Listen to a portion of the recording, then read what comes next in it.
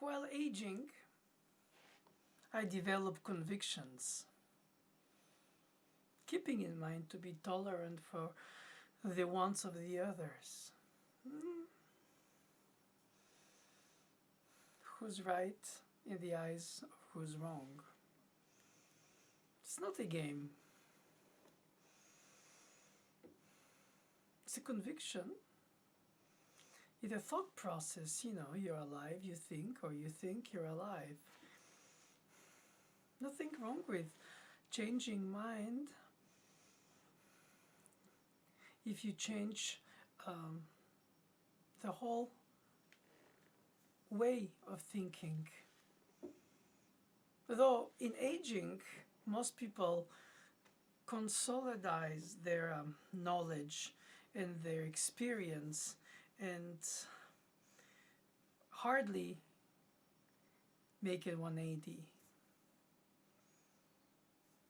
Awareness about real problems compared to imposed problems, a certain right thinking about things compared to a non-apparent acceptance of it, though I think that the subtlety of the thinking process must have started at some point of humanity when you passed from images to signs, to express your thoughts through a language. So you go through a medium to reach other people, from your thoughts to theirs. It doesn't have to do with manipulation or ideology. That's a consequence of some people pushing that.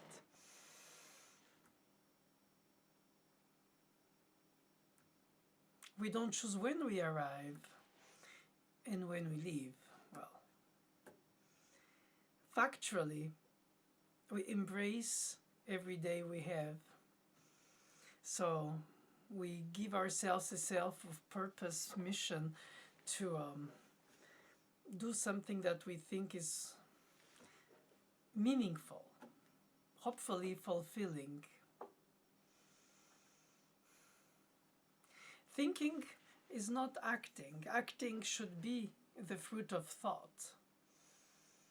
Choices have to be made.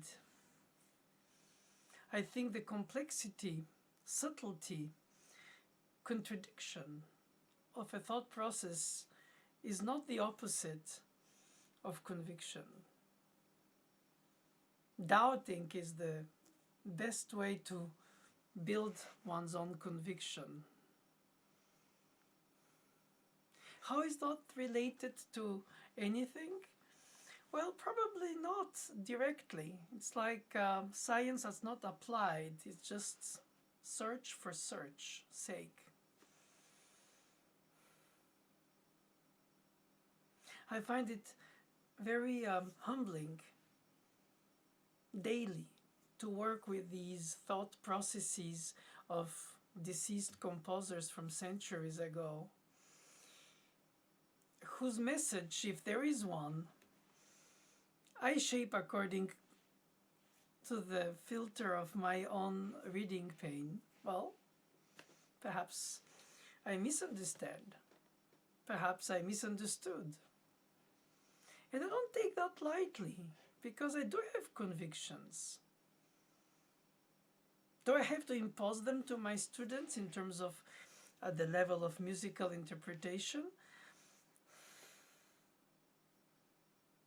I try to convince them, but conviction goes through the mind with a certain apparent sense of logic, but that can be also turned anywhere around. What's more important, in my view, is to help them become subtle, to have more capacity when they come the past, to understand the present,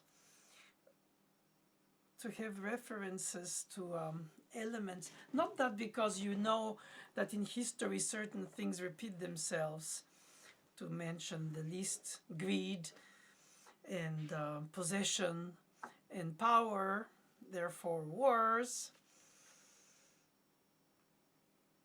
But that is reductive too, because I think the human being is a very complex, the evil as well as the good. And to pretend to own some kind of goodness or truth is in fact arrogant.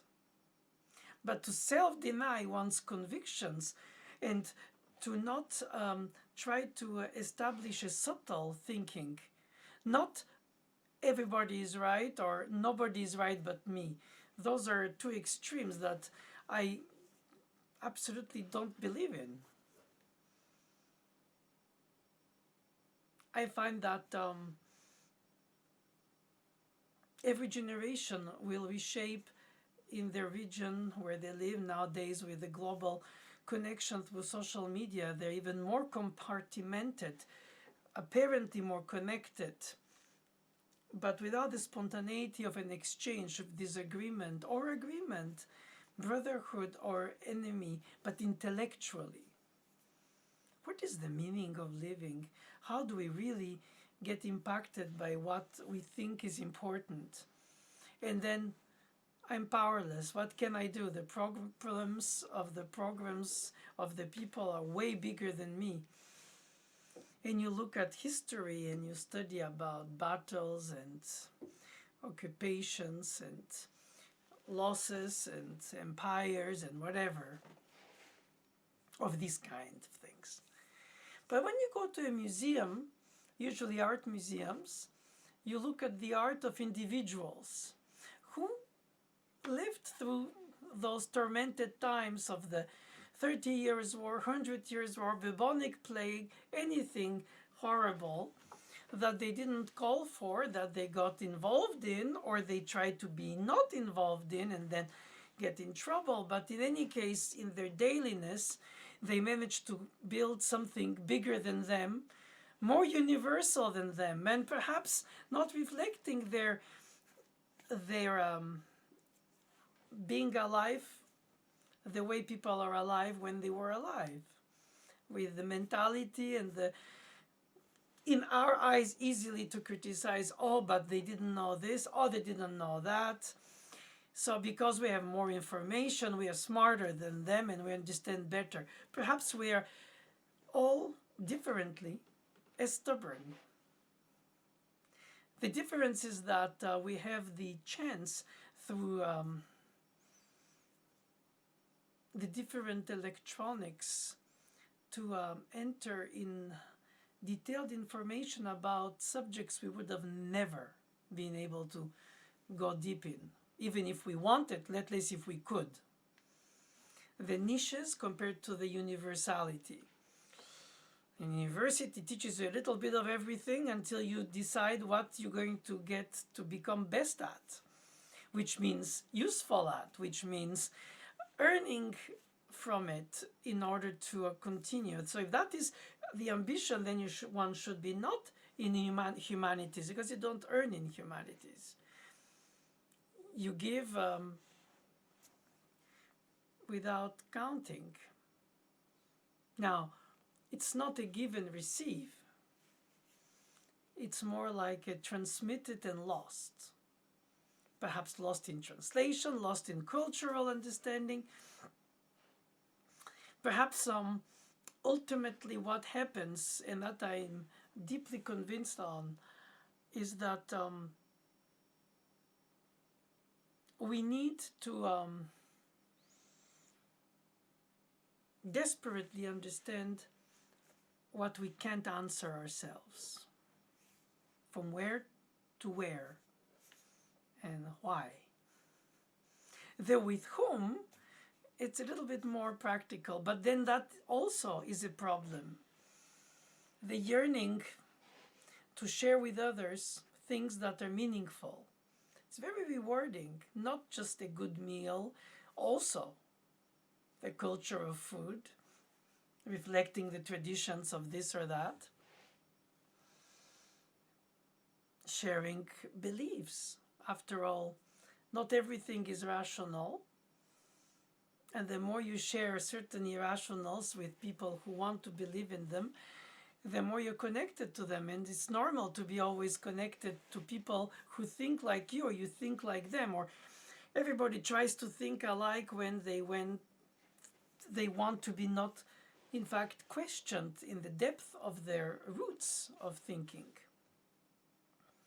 At my very small level of a piano teacher, in terms of compared to these global situations, I have a composer's intent in mind, a composer's notation to refer to, publisher since his death that direct our mind either subjectively with the point of view of some famous editor, performer, pianist who doesn't connect to the authenticity movement, or then lack of such in order to be in the authenticity of the minimalism. That means we get the information, the signs on the page, and then we deal with it. So then we don't need a teacher because we have our intuition.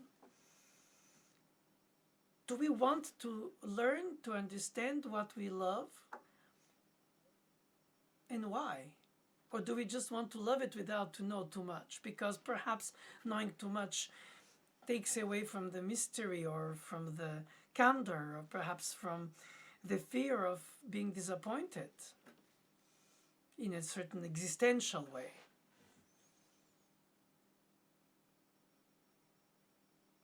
I don't pretend to dispense philosophy or history or archaeology, but somehow entering in the thought process of a composer is, in a way, making him say what we want him to say, since he's not there to contradict us if we're not right, or if we wrongly guess, even in good faith.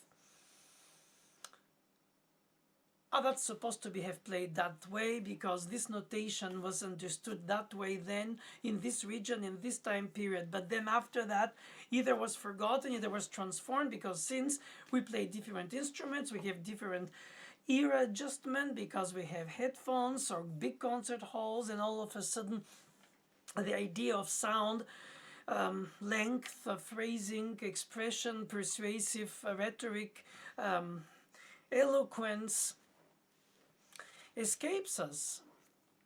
Perhaps we shape it differently because we hear it very easily. Before, he needed to learn how to read music in order to enjoy the discovery, what it be at the scratching of the level of the piece. Today you don't need to. And that is exactly like learning a language in order to read a novel.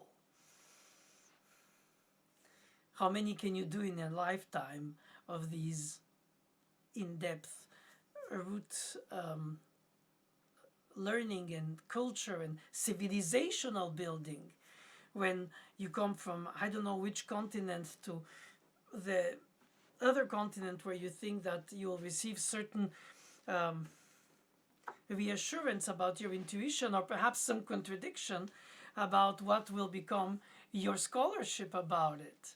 So yes, it is in fact philosophy, in the sense we think, we love, and we want to understand what we love. Difficult to do the other way around, because curiosity is connected with attention, of course, because we feel connected, but we don't know why and how. It's more attracted. That's beautiful, to be attracted. Humanity moves forward by attraction, not always by comprehension. Of course, misunderstanding and vilifying and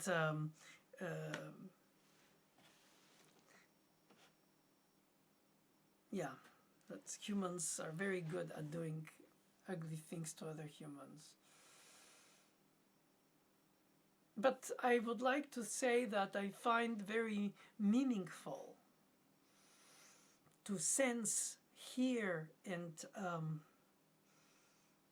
read between the notes that my students play of a piece, not the way I used to play it in order for them to play it like that, because, hey, that's the template I know, let me play it so you can play it like me. That's why I'll be satisfied, and you will have a sort of modem decoding the piece through my teaching. And then you go and you question that with another teaching. It's like you consult many doctors to see what you have. That you don't know what it is, but you feel it. So what is the root cause? What is the diagnosis? What are the treatments? A doctor will tell you differently from another, because in a way it is science, but it's also on the crossroads of arts. And the art is the emanation of a civilization, individuality versus the group erasing individuality, the desire to connect to a foreign civilization because of a musical instrument like the piano, and to enter in the Austro-Hungarian 19th century when you come from Asia, is a way not of escapism, though it possibly could be exotic escapism in some nostalgic past that you live in every day and makes you feel good, to share also with some others. So we'll be all in some kind of a sanatorium of people in denial of their reality, because after all, the music of their day was not the music of today in their mind. They imagined that today we'll be doing the music of our day. But in fact, we enrich theirs, which enriches us. There's something timeless, falling in love, being left alone or betrayed or misunderstood or misunderstanding in a relationship with a person, evolving through life differently, as well as a piece that you learned and that follows your, like a companion through your interpretational teaching, recording, or thinking life. And you go, if I could restart now again what I thought I knew but I misunderstood it, now I can record it better. I don't know if it's better, the word, but closer to what I think is the truth, if there is ever one. But you cannot constantly doubt either, because then you feel like the student will be afraid that if you put everything in relativity, then there is nothing to hold on. And before the day is over, you have to bring to a student a sense of purpose, conviction, and the tools, intellectual subtlety tools, that you have to bring the student very subtly also to be able to question themselves and find their own answers. I know this sounds so like I hear myself speak, so devil's advocate. It's grand phrases that are easy to say, difficult to pin down, and less to flourish the dailiness of our endeavors.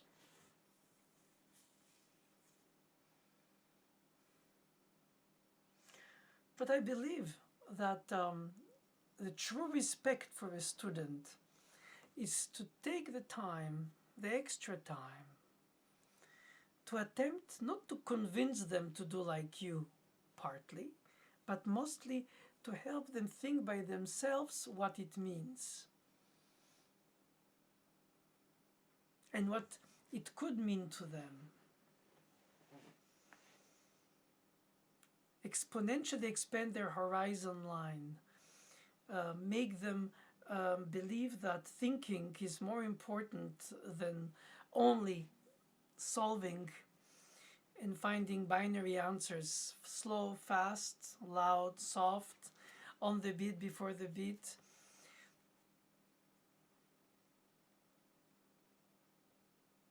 I find that the musical language has this universality by its essence, because it talks to our psyche, while it's extremely compartmented in its time period.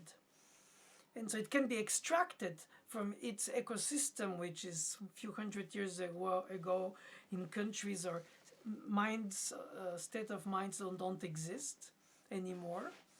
But the piece itself continues to live, transfigured, transformed, perhaps for a century or a generation or two forgotten or rejected, old-fashioned. Fashions go, fashions come back. So it has some kind of meaning beyond what it represented for itself when it was made.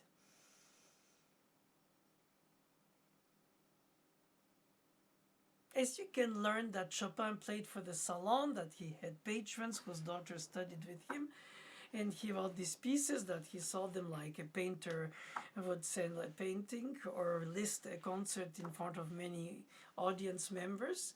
So they had different characters, personalities living at the same time with the bursts and blooming of the Romantic era piano. And yes, today we connect to what it meant to them, perhaps not. What it means to us, for sure. Do we betray them? Even unwillingly? Possibly. Probably. Most likely. But then, what's the point if not? If we find a universal message that is, in the sense, talking to our senses through the style, the way of organizing their thoughts in music, it's like organizing a sentence in a language, it's organizing a imagination according to metaphors, or abstract thinking through signs and not only images, even if with the screens today the image prevails, or it's combined to short sentences, and so you get some kind of answers that are sort of packaged before the question was fully lived by the person who answers themselves. In a way, if you get all the pre-fabricated answers, having not developed the point of the question by your own, not because it's in a book or in a teacher's conference that could be captivating or boring or both sometimes at different times.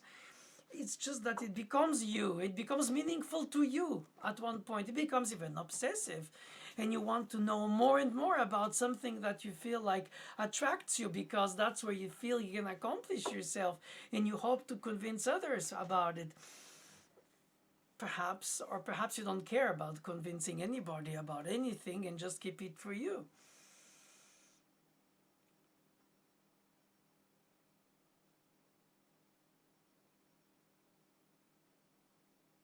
I know that it's sort of like cliche to say, especially in these viral times we're living, but intelligence is not contagious. It's more about trying to bring to you skeptics or people who are thirsty for answers, but give them not even the key, as my teacher would say. Give them the kit of the lock. Let them build the lock, and then let them forge their key, and let them open their door, and let them then say, that's what you told me, but I don't think that's how it is. Give you an example. Very often you hear a piece of music, unless you know all the pieces of music, which is quasi impossible given the repertoire of centuries of music written. But let's say you identify some style because it reminds you of something else, or it's another of prolific composer's piece, and you start realizing that these are the toolkits of this and that.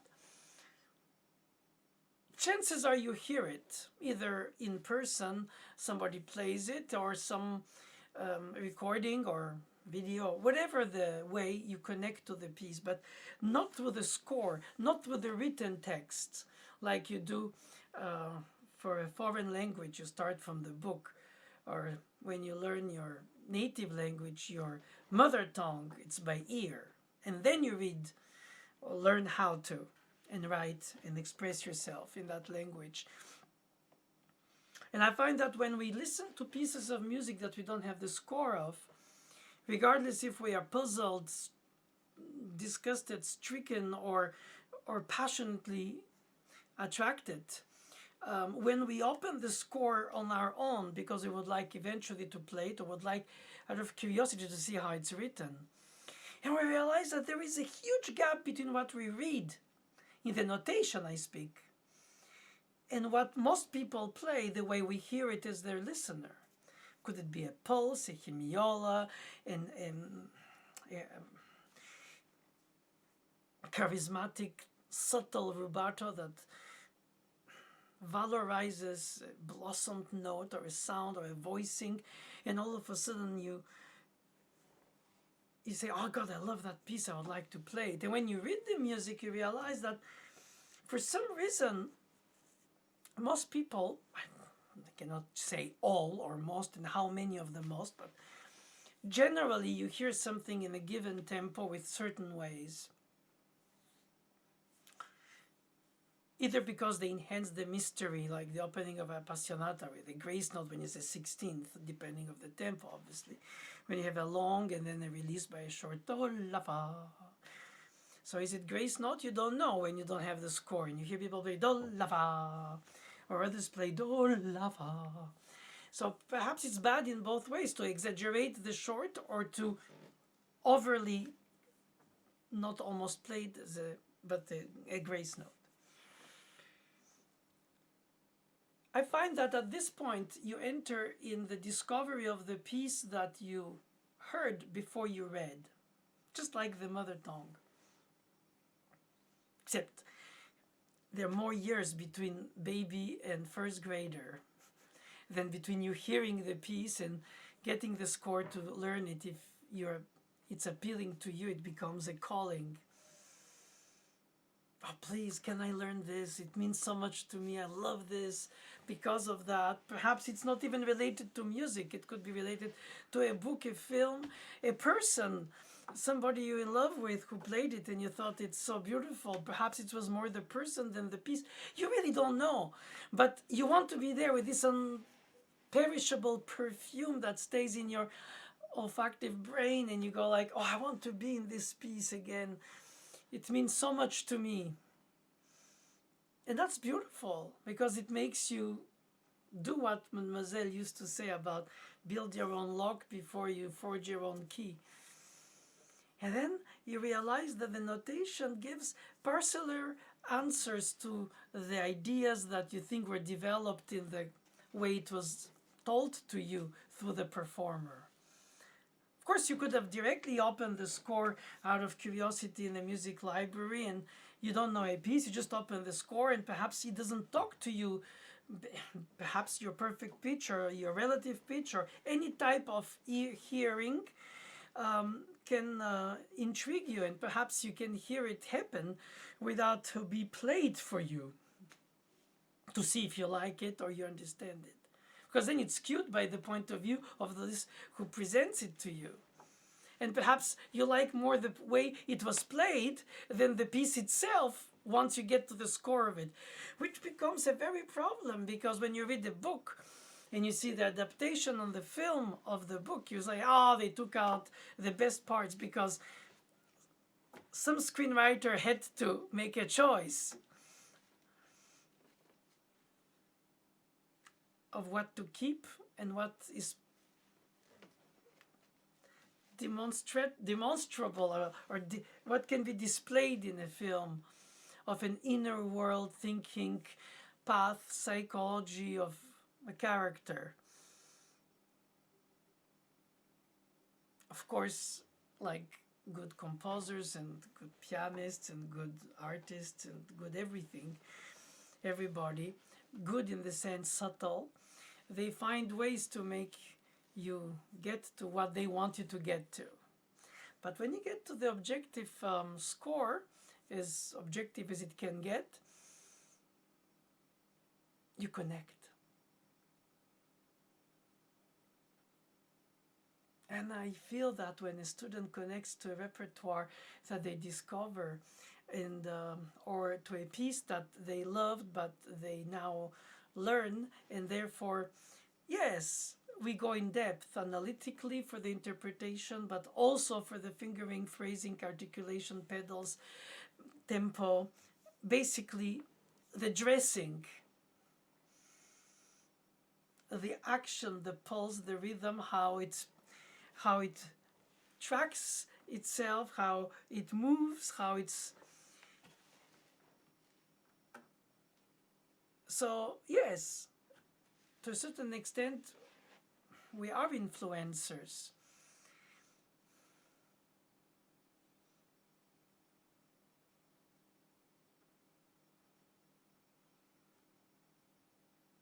Not all students have strong convictions, and sometimes they're stubborn convictions.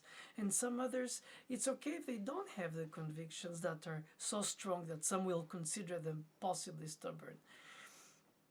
I think character is to be respected. Contradiction has to be respected.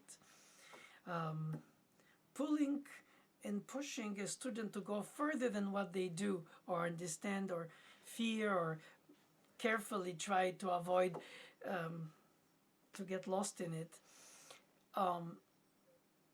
If you respect them, you owe them the truth of what you think the piece is about.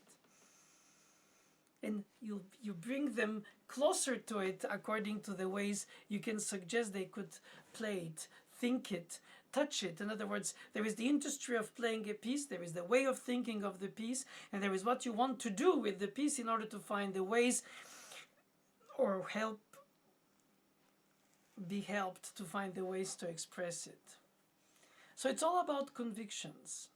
You build those convictions or you contradict those convictions that you don't agree with, but basically you deal with convictions.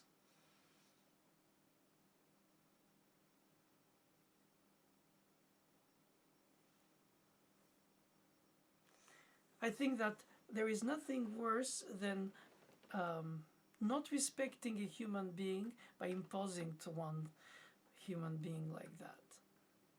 I think you have to be utterly listening, so to say, between the lines and the words, to what you think they get to into a given piece. And you try to guide them to what it means to you, and you feel on the process very subtly by intuition as a teacher more than only knowledge. You don't dispense it. You adjust it, you adapt it. Of course, there's morphology, there's acoustics, there is capacity of hearing compared to the composers of the students or yours. You perceive things they didn't perceive, or if they perceive it, perhaps it will bring them to play differently. Of course, you can analyze the structure and you can see more through the informed reading, just like looking at the painting that you don't understand but perhaps moves you or bores you or makes you hate it. And then you have an art historian next to you that brings you to start seeing things that supposedly are embedded in it, symbolically for this, symbolically for that. So does it mean that you surrender, that the specialists convince you? No.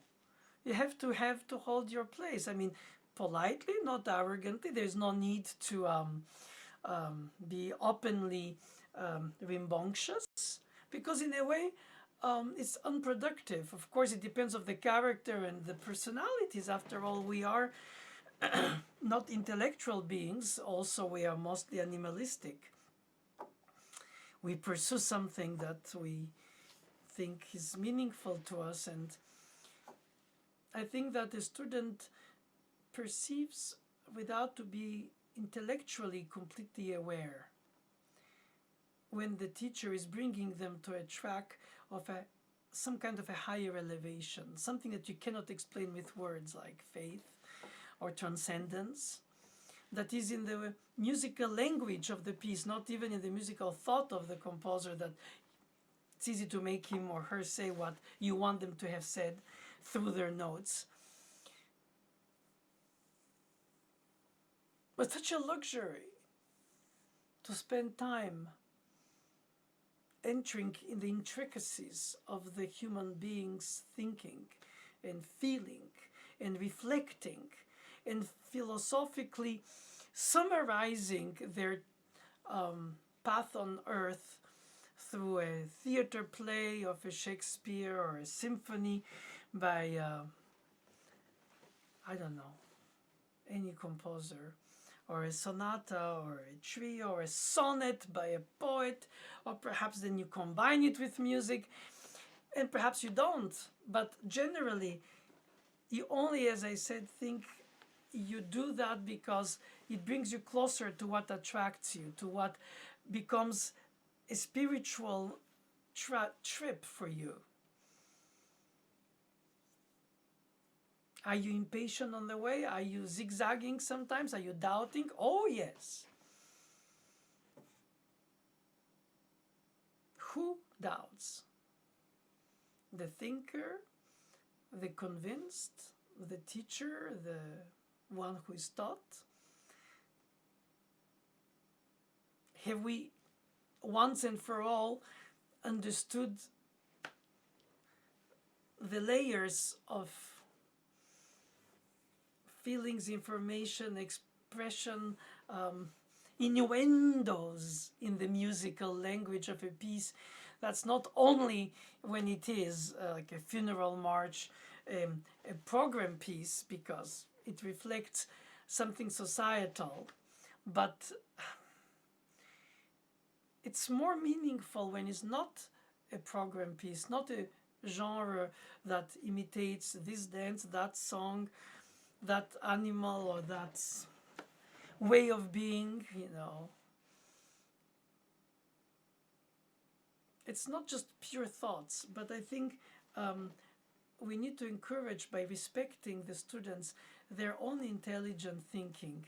Yes, you have to pour some facts. You have to pour them facts, I believe, about the context of the piece, and not only in their own time, but the times before theirs. Do they write because of the instrument, through the instrument? Do they imagine, do they organize in their thoughts such incredible ephemeral constructions, improvised or written down? And how do we catch the ping pong ball beyond the centuries, and we reproduce it, and we become attractive to those who would like, through us, to discover that it means to them too? You can only, I guess, preach a convert, but you also can convert somebody to your opinion about a repertoire, a genre, a style, a piece, and all what comes around it in terms of the mentality. After all, these artists, these creators, whichever style, genre, and especially specialty they had, they only reflected in part their dailiness, and in part their thirst for something transcendental, intemporal, mentioned or not as such, but is there. And nobody forces you at gunpoint to study it. You go towards it, you're attracted towards it, you're perhaps lied on the way, or perhaps on the way you're in denial yourself with what you want from it. I don't speak about selfish and selfless, because in a way it's moralistic.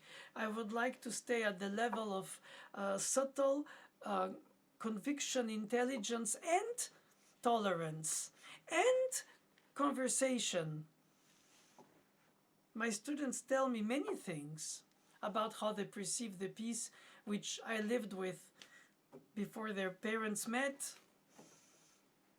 And I like to tell them this by saying that I rediscover it with them while I teach to them, not reproducing the way I taught the same piece to other students, because each student brings through their own, I was going to say, timeless, priceless personality.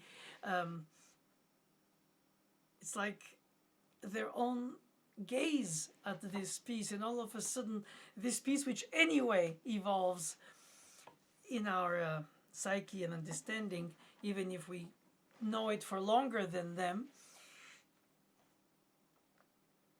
there's a moment where the piece is written by somebody that long time ago, and I know it for my life's long time ago, and the student starts living with this piece forward from this time on.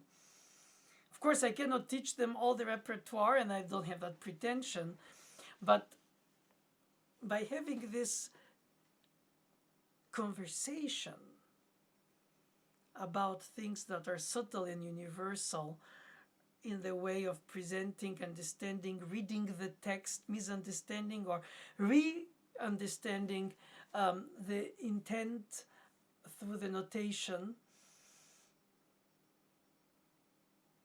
and then that will create their own in-term transmission of it.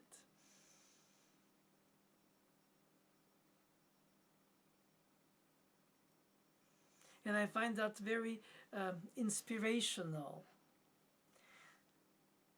that I was there when I passed the torch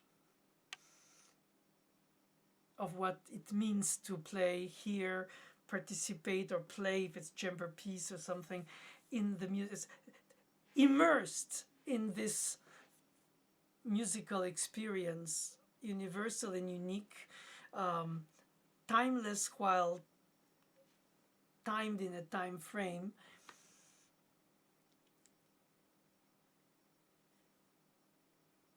It's a great luxury. I think it allows to go beyond the languages that we speak because of where we are born, or how intelligent and quick adapting we can be to learn many foreign languages, but beyond the language, all the philosophy goes around the language, its civilization and tradition, and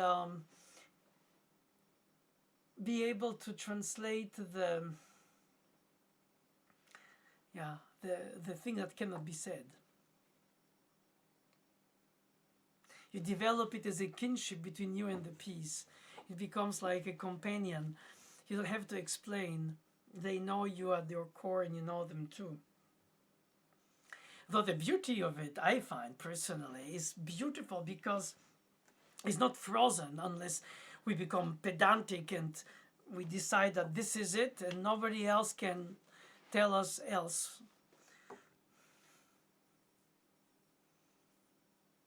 Because then it would be also reductive.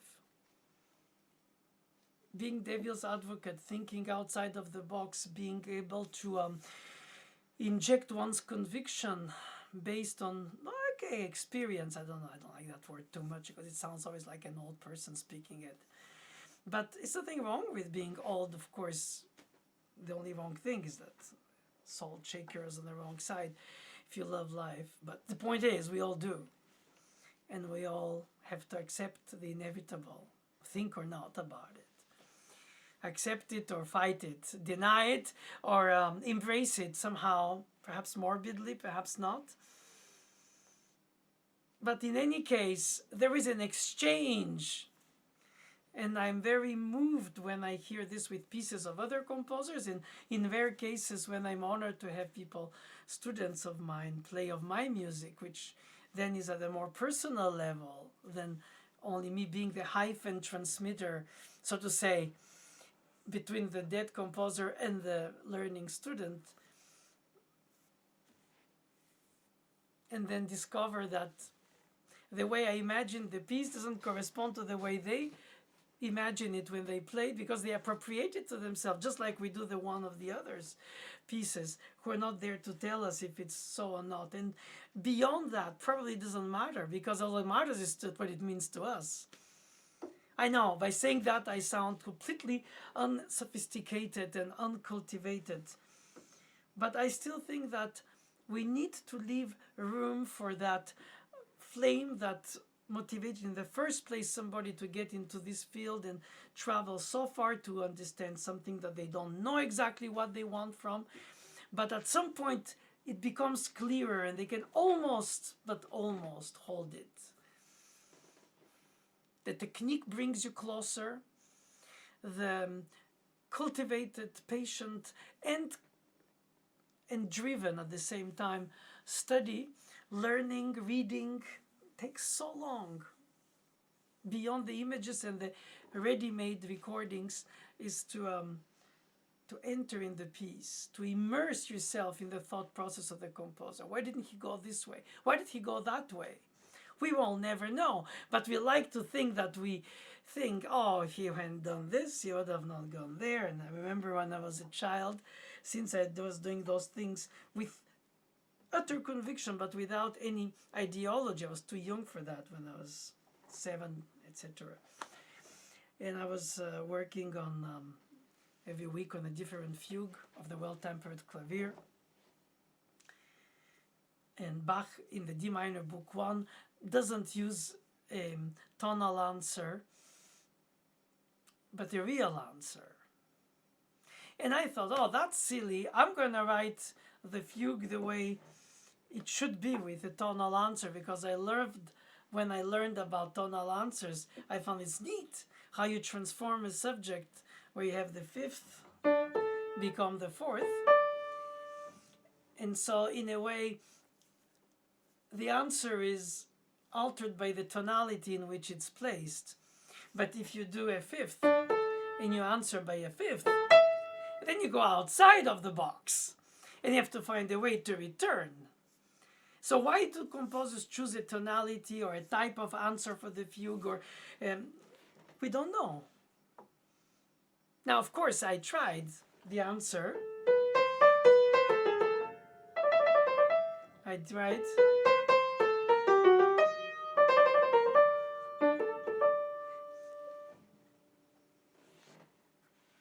I was very lucky that my teacher didn't tell me I was arrogant, silly, and lost my time trying to rewrite Bach's fugue as if Bach didn't know better than me, and I should have trusted, of course, then that Bach knew what he was doing when he chose, in a rare case, but nevertheless he did choose some cases there where he does the real answer after all.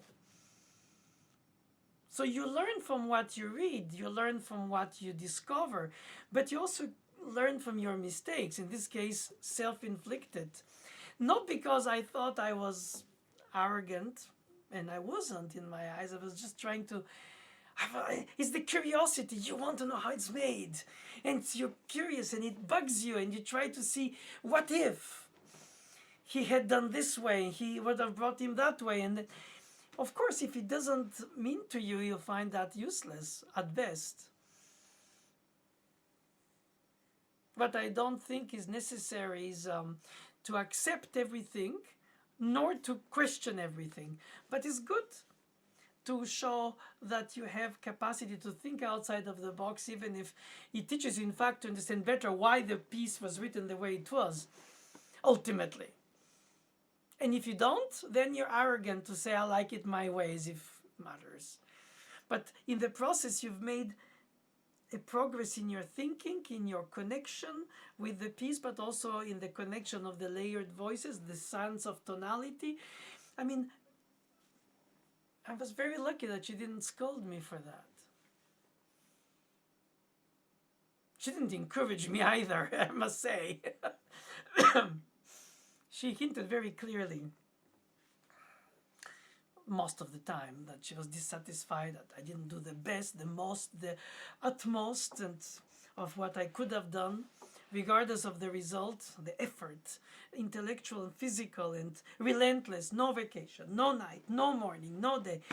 Everything is the urgency of the now. What are you waiting for? Of course, it helped to get in that sort of stopwatch timer situation since I was 7 and she was 84. Every day was lost. But that was a fact. I think that that's not necessarily the drive. No, the drive is the love.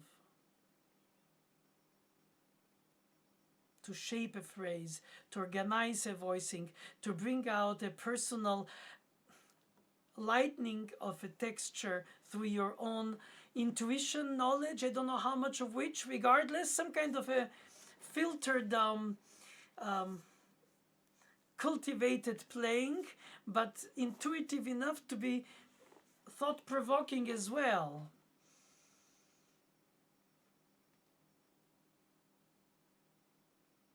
Bring the listener to their own level of reflection while you play the piece.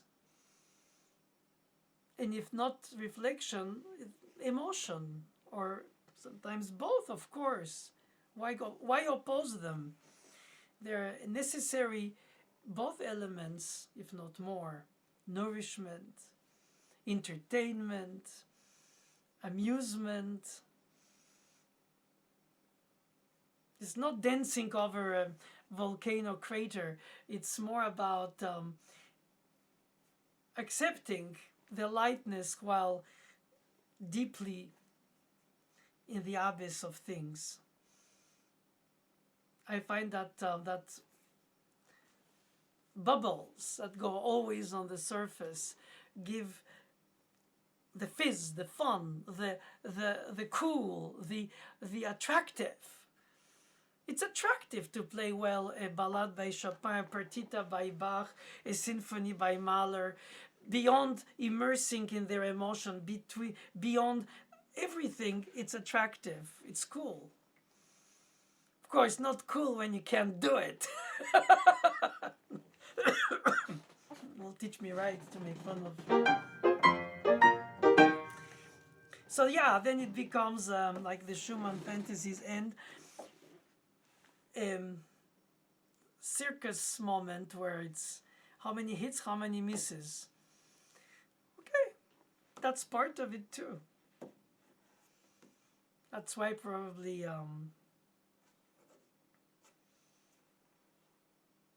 it should be and, not or. It's not music or playing, it's playing and music. And selflessness. And sharing. And open mind. At any age. Easy to say.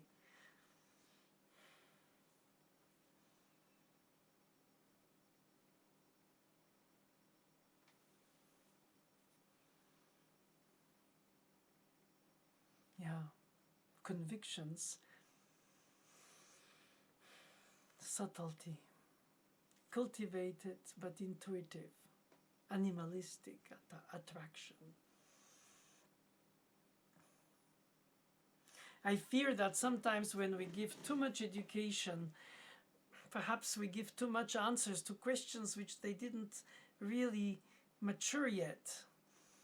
So they bypass a crucial stage of their development in the piece, in the genre, in the instrument playing.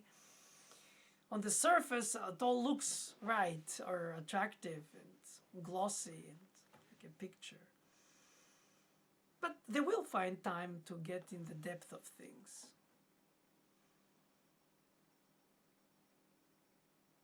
Until they become feeling so free within so much discipline, which is not contradictory compared to, let's say, a jazz improviser, a Baroque music improviser, that were sort of the classical music, if I may say, for jazz, but I think it is part of it, are the two aspects where it's today style-wise acceptable to be an improviser, not in the classical style.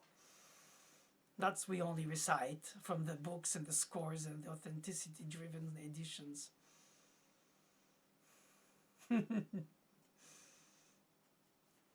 But then you look at the score and your eyes spark because you go, oh, I love that moment. When I see it in a student,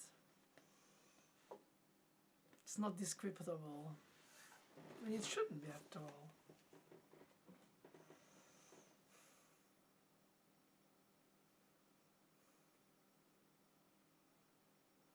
So instead of training myself to give answers because of my life of expectations through my own teachers from me and me from the students and the experience in between, I think it's all about shared love for the piece, the music itself, beyond even the composer. It's attractive or distractive, but the music itself, the language, the escapism that becomes our dailiness. It does not sound like escapism. It sounds more like exploring a daydream that brings you closer to some real things. You daydream it, but it's real. And at some point you go like, I pinch myself, I can't believe it. I guess people who cook feel that when they do the right ingredients until they make it just because they feel. It's like the science and the art and the experience all put together, creating something sometimes accidentally incredible, sometimes not.